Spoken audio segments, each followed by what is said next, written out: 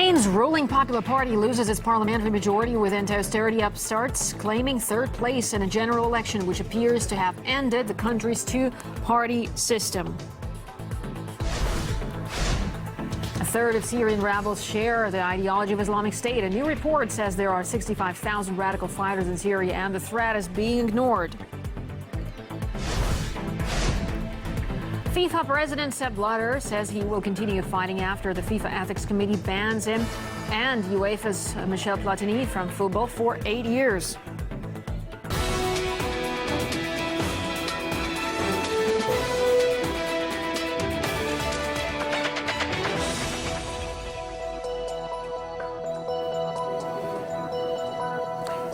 You're watching RT International live from Moscow. I'm timurJAUH. Welcome to the program. Now, Spain's ruling party has failed to win a majority in parliament despite gaining the most votes in the general election.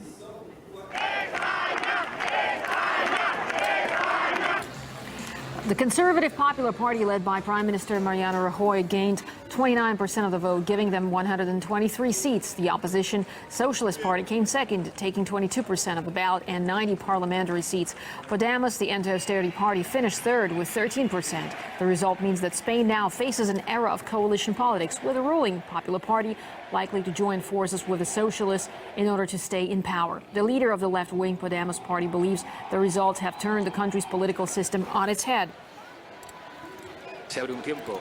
It opens a time of historic compromise in our country that, because of the end of the system of two major parties, should be marked by constitutional change.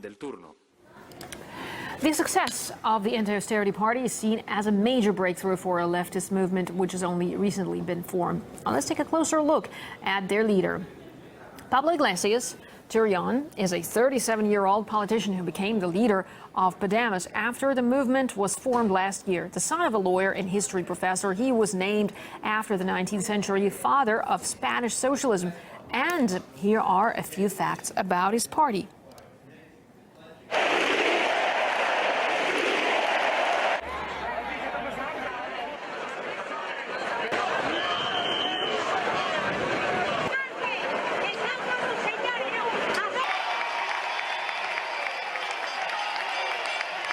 Now, supporters of the left-wing Podemos party are overjoyed following success in the elections.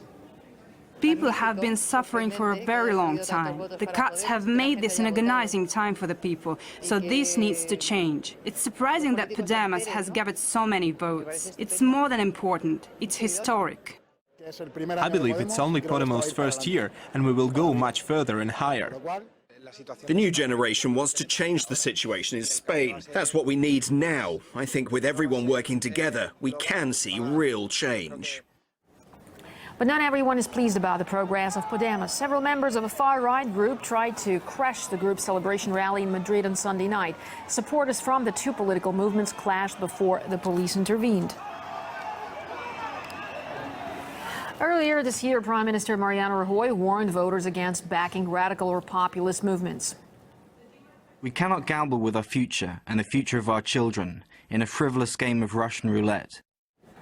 Now, in Spanish, the Prime Minister said no Podemos, meaning we cannot, which was interpreted as a reference to the Podemos party. Ahead of Sunday's election, the PM was campaigning in his home region, and some of his words appeared to rile a young man in the crowd.